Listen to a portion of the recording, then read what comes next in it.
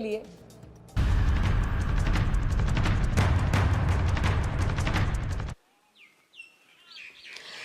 नमस्कार, मैं हूं श्वेता सिंह और आप देख रहे हैं आज तक। कोरोना की जो दूसरी लहर आई है, एक बार फिर इस तरह के हालात बने हैं कि सावधानी, तैयारी, जानकारी, वो जो 3 मूल मंत्र कहे जाते हैं कोरोना के खिलाफ लड़ाई में, एक बार फिर वही हमारे सामने है। हम पूरे दिन कोरोना के खिलाफ इस लड़ाई को लेकर जो हमारी तैयारियां हैं, इस लड़ाई को जिस तरीके से हम लड़ रहे हैं उसे ही समर्पित कर रहे हैं, क्योंकि इसी के जरिए, जानकारी के जरिए, उस तैयारी के जरिए ही इस लड़ाई में सब कामयाब हो सकते हैं। इस समय उत्तर प्रदेश के मुख्यमंत्री योगी आदित्यनाथ हमारे साथ जुड़े हैं। बहुत स्वागत है योगी जी आपका। हमने पिछले साल से देखा है एक एक दिन जब कोरोना की ये लड़ाई रही है, सिर्फ अधिकारी आपके मैदान में नहीं रहे हैं, सड़कों पर नहीं रहे हैं, बल्कि आप भी रहे हैं। एक एक चीज का आपने ख्याल किया है। लेकिन अब जब दूसरी बार कोरोना योगी जी हमारे सामने आया है तो वो और भयावह स्थिति में आ गया है। कितना तैयार है उत्तर प्रदेश इस समय? देखिए, आपने जो बात कही है कि जो दूसरी लहर कोरोना की आई है ये पहले से ज्यादा खतरनाक है, इसमें संक्रमण ज़्यादा है। और चूँकि हम लोगों का पिछले 1 वर्ष का अनुभव भी है और अभी 3 दिन पहले सभी मुख्यमंत्रियों के साथ आदरणीय प्रधानमंत्री जी की वीडियो कॉन्फ्रेंसिंग के साथ बातचीत भी हुई थी, उनका मार्गदर्शन भी इसके लिए प्राप्त हुआ था। उत्तर प्रदेश में पिछले 15 दिनों के अंदर काफ़ी मामले बढ़े हैं। आप अनुमान करिए कि 15 दिन पहले उत्तर प्रदेश में कुल जो मामले थे यह बहुत यानी 10,000 से भी कम थे, और आज ये संख्या बढ़कर के फिर 71,000 तक एक्टिव केस वर्तमान में उत्तर प्रदेश के अंदर हैं। हमारे 5-6 जनपद में ज़्यादा इस संक्रमण है, जिसमें अभी मामले ज़्यादा आ रहे हैं, जिसमें लखनऊ है, प्रयागराज, वाराणसी, कानपुर। हम लोगों ने सब जगह के लिए, पूरे प्रदेश के लिए, मैं स्वयं भी लखनऊ, प्रयागराज, वाराणसी, गोरखपुर का विजिट मैंने किया है। हमारे चिकित्सा शिक्षा मंत्री ने गौतम बुद्ध नगर, गाजियाबाद, मेरठ और सहारनपुर का विजिट किया है। स्वास्थ्य मंत्री ने कानपुर और झांसी का दौरा करने के बाद हम लोगों ने इसके लिए व्यापक रणनीति तैयार की है। और उत्तर प्रदेश में जो पहले से ही हम लोगों ने रणनीति बनाई थी कि कॉन्टैक्ट ट्रेसिंग पर फोकस करना, 100% टेस्टिंग को बढ़ावा देना, टेस्टिंग का रेशियो भी आरटीपीसीआर और एंटीजन टेस्ट के रेशियो को भी हम लोगों ने 60-40 यानी 60% हमारा 60% आरटीपीसीआर के टेस्ट होंगे और 40% एंटीजन टेस्ट करके हम लोग इस कार्यक्रम को आगे बढ़ाएंगे। फोकस टेस्टिंग को लेने के साथ ही लेवल 2, लेवल 3 के बेड्स की उपलब्धता व्यापक पैमाने पर कराए गए हैं, और स्वच्छता और सैनिटाइजेशन के साथ भी हम इस कार्यक्रम को आगे बढ़ाए हैं। हमने सभी 75 जनपदों में आज के दिन पे हमारे पास बेड्स मौजूद हैं। सभी में ऑक्सीजन की अनवरत आपूर्ति की व्यवस्था भी की गई है। लेवल 2, लेवल 3 की, यानी लेवल 2 में ऑक्सीजन युक्त बेड्स उपलब्ध हैं और लेवल 3 में वेंटिलेटर और एचएफएनसी के साथ में बेड्स हमारे पास उपलब्ध हैं। मैन पावर भी है। आज के दिन पे 2 लाख टेस्ट पर डे करने की क्षमता उत्तर प्रदेश के अंदर है। हम लोग इसको भी आगे बढ़ा रहे हैं। स्वच्छता, सैनिटाइजेशन और फॉगिंग पर भी ध्यान दिया जा रहा है। ये जो नया स्ट्रेन आया है ये ईयरबॉर्न ज़्यादा दिख रहा है, ये देखने को मिल रहा है। जब पहले उसमें हम लोग आए थे तो उसमें वायु में इतना संक्रमण देखने को नहीं मिला था जैसा इस समय देखने को मिल रहा है। तो उसके प्रति भी अवेयर होते हुए हम लोग अपनी पूरी रणनीति के साथ मैदान में हैं। हमारा प्रयास है कि हम लोग फिर से इसको भी, इस दूसरी लहर को भी नियंत्रित करने में सफल होंगे। योगी जी, हम ये भी सुन रहे हैं कई इलाकों से इस तरह की खबरें आ रही हैं कि वहां पर वैक्सीन जो है उसकी डोज खत्म होते जा रहे हैं, यानी लोग ज्यादा आ रहे हैं और उन्हें नहीं लग पा रहा है। क्या सच्चाई है इन खबरों में? क्योंकि बाकी राज्यों से तो जो बातें आ रही हैं वो हैं, लेकिन उत्तर प्रदेश के भी कुछ शहरों जैसे गाजियाबाद, वाराणसी, यहां से इस तरह की चीजें सामने आती हैं। देखिए, वैक्सीन की कमी नहीं है, सिस्टम को ठीक करने में और व्यवस्थित करने में समय लग रहा है। देखिए, वैक्सीन एक नया अनुभव है। दुनिया का सबसे बड़ा वैक्सीनेशन का ये प्रोग्राम चल रहा है और इसमें हर एक व्यक्ति को 45 साल से ऊपर के हर एक व्यक्ति को वैक्सीन दिया जाना है। उत्तर प्रदेश में जैसे 11 से 14 तक टीका उत्सव के रूप में मनाया जा रहा। आज महात्मा ज्योतिबा फुले जी का जन्म जयंती दिवस है, तो आज से लेकर के बाबा साहब डॉक्टर भीमराव अंबेडकर जी की जयंती तक यानी 14 अप्रैल तक एक विशेष टीका उत्सव का भी आयोजन है। जैसे आज हमारे 6000 केंद्रों में वैक्सीनेशन चल रहे हैं। मैंने स्वयं भी सुबह एक केंद्र का विजिट किया था। 6000 केंद्रों में वैक्सीनेशन चल रहा है। वेस्टेज रोकने के लिए एक व्यवस्था थोड़ा बनाई जा रही है कि जितने लोगों को बुलाया जाए उतने लोगों को वैक्सीन जरूर मिल जाए, रजिस्ट्रेशन की प्रक्रिया के साथ जोड़ करके, जिससे क्योंकि अब आप याद करिए कि वैक्सीन जब आया था तो कुछ जगहों पर 20 से 25% तक वेस्टेज था। आप अनुमान करिए, जहां वैक्सीन की एक एक डोज की कीमत हो और वेस्टेज, इस डोज से किसी व्यक्ति की जान को बचाया जा सकता, अगर वो वेस्टेज हो जाए उससे बचाने के लिए आवश्यक उसको एक सिस्टम के साथ जोड़ना। तो इसके लिए हम लोगों ने integrated command and control centre हर जनपद में बनाए हैं और उनसे कहा गया कि वे उतने लोगों को जितना वैक्सीन आप दे सकते हैं एक दिन में, जितना आपके पास मैन पावर है, जितने डोजेज हैं, उतने लोगों को आप सुनिश्चित करिए जिससे वैक्सीन के वेस्टेज को 1% से नीचे हम ला सकें और जो वेस्टेज होने से वैक्सीन बच रहा है, इस वैक्सीन का उपयोग हम अन्य लोगों को वैक्सीन देने में कर सकेंगे। तो ये प्लानिंग के स्तर पर राज्य सरकारों के द्वारा जो प्रारंभिक स्तर पर कार्य करने में थोड़ी बहुत कहीं शिथिलता रही होगी, उसके कारण समस्या आई होगी। अन्यथा पर्याप्त मात्रा में वैक्सीन मिल रहे हैं और वैक्सीन के लिए भी राज्य में भी हमारे यहाँ पहले 10% से अधिक वेस्टेज था। बहुत सारे जिले हमारे ऐसे हैं जिन्होंने वेस्टेज को 3% से कम पर ले आए हैं और एवरेज 5 से कम पे हम लोग लेके आए हैं। हमारा प्रयास है कि इसको 1 से नीचे लेकर के आएं। तो ये वेस्टेज को हम जितना ही कम कर पाएंगे उतना ज़्यादा से ज़्यादा लोगों को हम वैक्सीन देने में सफल हो पाएंगे। तो ये जो मामला आया है उससे संबंधित है। वैक्सीन की आपूर्ति में फिलहाल कोई समस्या नहीं है और न कोई मुझे लगता है कि कोई समस्या इसमें आने वाली है। तो योगी जी, अगर महाराष्ट्र जैसा राज्य ऐसा कहता है कि उसके पास वैक्सीन नहीं मिल रहे हैं, उनके पास सप्लाई नहीं हो रही है, आप इसमें राजनीति देखते हैं या फिर आपको लग रहा है ऐसा ही कुछ मामला है वहां भी? अब देखिए, मैं महाराष्ट्र के बारे में बहुत नहीं बोल सकता, वहां बोलना भी नहीं चाहता हूं। महाराष्ट्र में तो क्या क्या नहीं हो रहा है, लेकिन उत्तर प्रदेश देश की सबसे बड़ी आबादी का राज्य है। 25 करोड़ की आबादी हमारे पास है। हम लोग अब तक 90 लाख लोगों को वैक्सीन दे चुके हैं। जब हम 90 लाख लोगों को वैक्सीन उत्तर प्रदेश के अंदर उपलब्ध करवा रहे हैं और वैक्सीन की आपूर्ति राज्यों की मांग के अनुरूप केंद्र सरकार के द्वारा निःशुल्क की जा रही है। इसके अलावा प्राइवेट सेंटर में भी, प्राइवेट हॉस्पिटल भी अगर वैक्सीनेशन के साथ जुड़ना चाहेंगे तो उसके लिए कीमत तय कर दी गई है। मुझे लगता है कहीं कोई समस्या ही नहीं है। अब तो हर एक राज्य को उसमें आगे बढ़ के करना चाहिए। मैं आपसे पूछना चाहता हूं कि उत्तर प्रदेश की आबादी 24 से 25 करोड़ की है। उत्तर प्रदेश में कोई समस्या नहीं है। मैंने कहा वेस्टेज को कम करने के लिए हम लोगों ने ही मना किया। हमने ही कहा था कि वेस्टेज हर हाल में कम होना चाहिए, प्रयास करें हम फेज वाइज इसको कम लेकर करके आए और इसके लिए कमांड एंड कंट्रोल सेंटर के साथ हमने इसको जोड़ने की व्यवस्था करी और उससे काफी अच्छा लाभ। आपने देखा होगा कि जिन जनपदों में 20 से 20% से अधिक वेस्टेज था वो धीरे धीरे करके 10 में आए, आज 7 में, फिर 5 में आ गए हैं।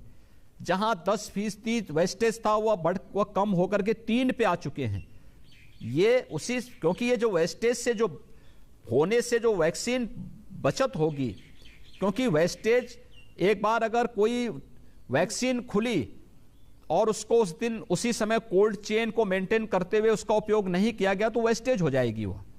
इसलिए ये प्रयास है कि जब कोई वैक्सीन खुले तो वह पूरी डोज उतने लोगों को, जितने लोगों के लिए आवश्यक है उतना लोगों को लग जाए। ये आवश्यक है और उस सिस्टम को जहां पर पहले से बना के रखा गया वहां कोई समस्या नहीं है। जहां पे वहां इसको सिस्टम को लागू करने में या ट्रेनिंग के कार्यक्रम में थोड़ी भी शिथिलता बरती या ट्रेनिंग के कार्यक्रम को लोगों ने इसके साथ जोड़ा है तो वहां पे समस्याएं यही हैं।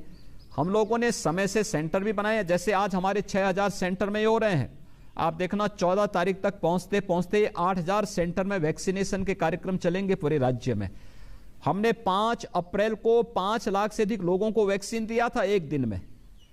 एवरेज 3-3.5 लाख प्रदेश के अंदर है, लेकिन उन स्थितियों में हम लोगों ने 5 अप्रैल को विशेष अभियान के तहत 5 लाख से अधिक लोगों को एक ही दिन में वैक्सीन दिया था।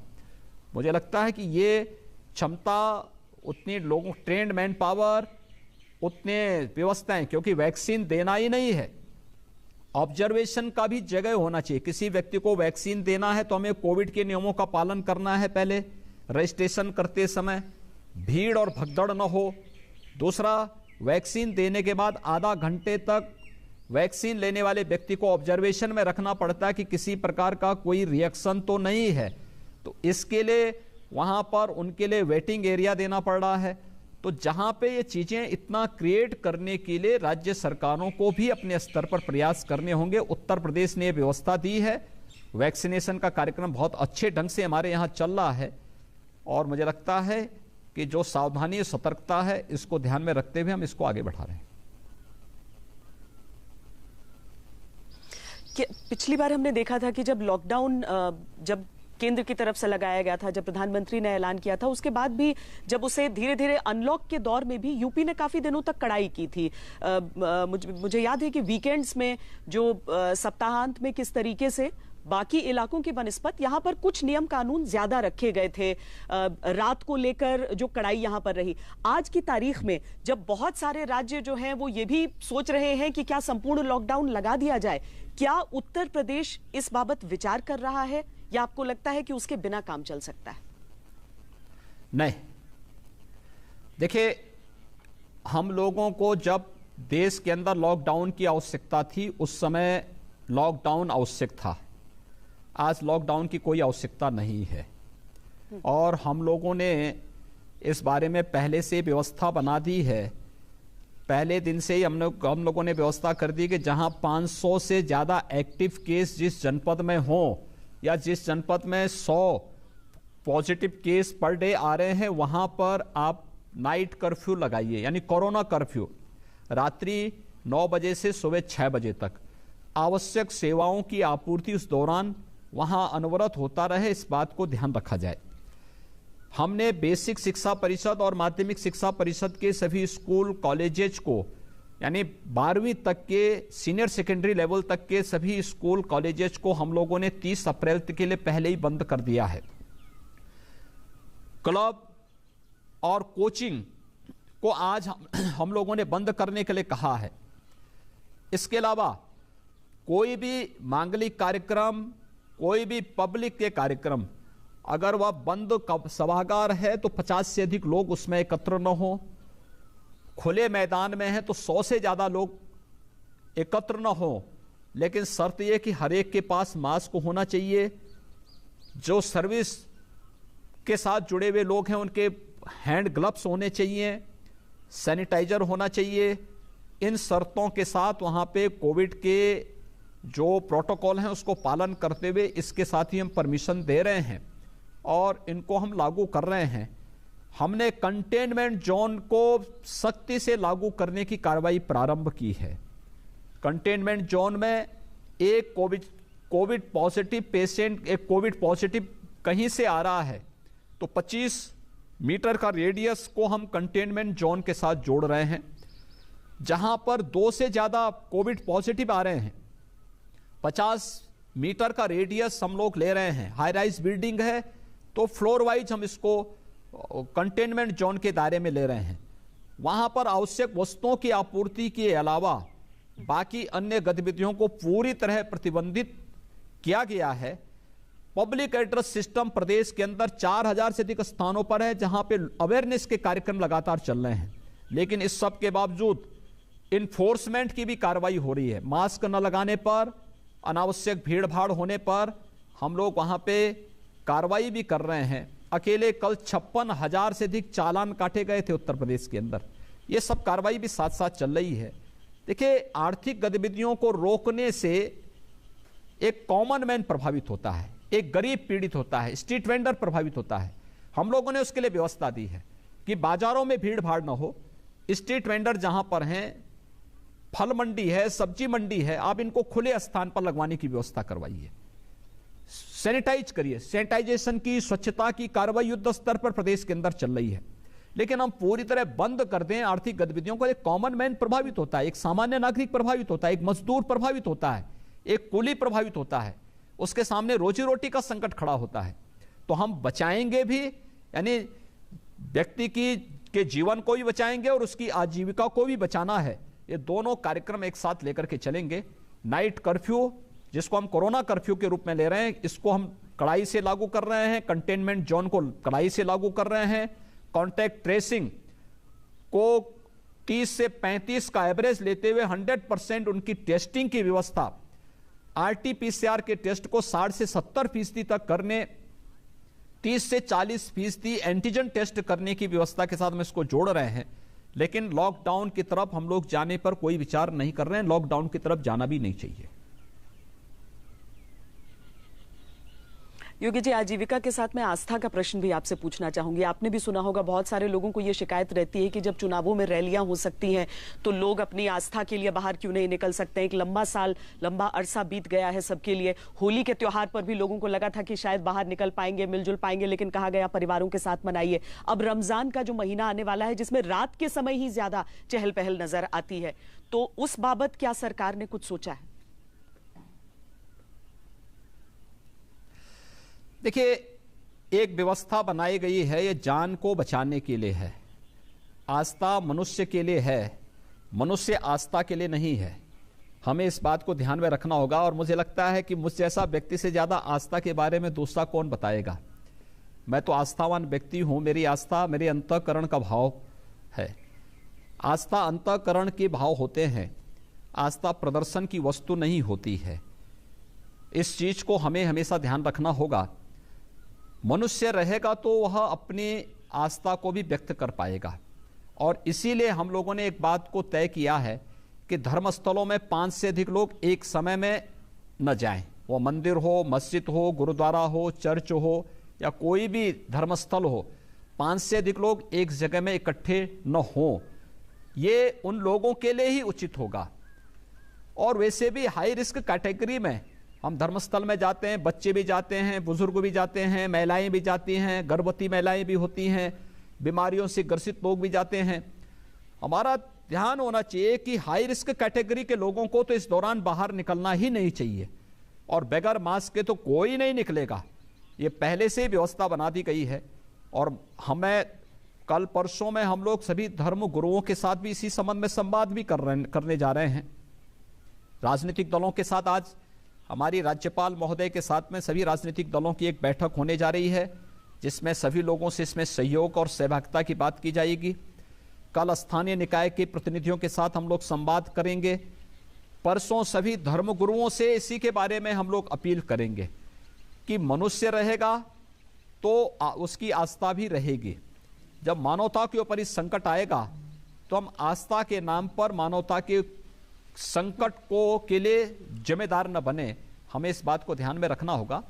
आस्था का सम्मान मनुष्य के जीवन के साथ साथ उसका सम्मान भी होगा, लेकिन मनुष्य के जीवन को प्राथमिकता दी जा रही है। और इसीलिए हर हाल में अगर हमें कोरोना के संक्रमण को रोकना है तो कहीं ना कहीं इस शक्ति को पालन तो करना पड़ेगा। तो क्या पंचायत चुनावों को लेकर भी कोई बात होगी? क्या उसको लेकर भी क्या कोविड प्रोटोकॉल और ज्यादा एनफोर्स किए जाए, या फिर शायद तिथियों को लेकर कोई एक तरह से प्रस्ताव दिया जाए? देखिए, इसमें हाँ, बिल्कुल ठीक आपने कहा। उत्तर प्रदेश में हमारे यहाँ पंचायत चुनाव चल रहे हैं। पहला चरण का चुनाव हमारे यहाँ 15 को ही है। 15 अप्रैल को ही पहला चरण का चुनाव होने जा रहा है। और मुझे लगता है कि यहाँ पे वोटर्स की संख्या उतनी है जितना किसी राज्य की आबादी नहीं होगी। बहुत सारे राज्य, यानी देश का कोई राज्य इतना नहीं होगा जितना उत्तर प्रदेश में पंचायत चुनाव में वोटर हैं। बहुत बड़ी संख्या है। और इसीलिए हमने बूथ की संख्या बढ़ाई है। यहाँ पे राज्य निर्वाचन आयोग ने बूथ की संख्या बढ़ाई है। उन्होंने पहले दिन से ही इस बात के लिए एक प्रोटोकॉल जारी किया, जो कोविड के प्रोटोकॉल के तहत एक व्यवस्था बनाई है। साथ साथ जो कर्मचारी चुनाव के व्यवस्था में जुड़ेंगे उनके लिए विशेष सुरक्षा का प्रावधान करने के साथ साथ उनको बीमा कवर भी इसके साथ हम लोगों ने दिया है। और पूरा हम लोग इसका पालन राज्य के अंदर कर रहे हैं, हर नागरिक करेगा, इसके बारे में अपील जारी की जा रही है और बहुत शांतिपूर्ण ढंग से उत्तर प्रदेश के अंदर चुनाव चल रहे हैं।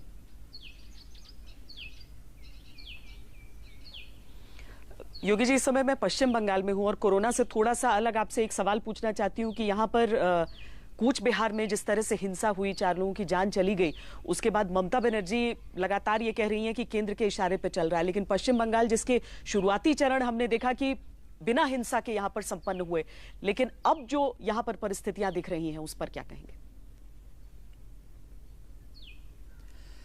देखिए, आप मुझे एक बात बताइए, आज वेस्ट बंगाल में आप हैं,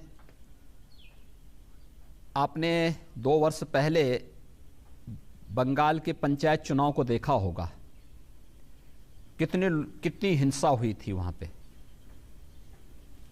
उत्तर प्रदेश के अंदर भी पंचायत चुनाव वर्तमान में चल रहे हैं और पंचायत चुनाव, मैंने जो आपको बताया ना कि उत्तर प्रदेश के अंदर पंचायत चुनाव में जितने मतदाता हैं इतना बहुत सारे राज्यों की आबादी नहीं है, लेकिन इस सब के बावजूद बहुत शांतिपूर्ण तरीके से उत्तर प्रदेश के अंदर पंचायत चुनाव चल रहे हैं।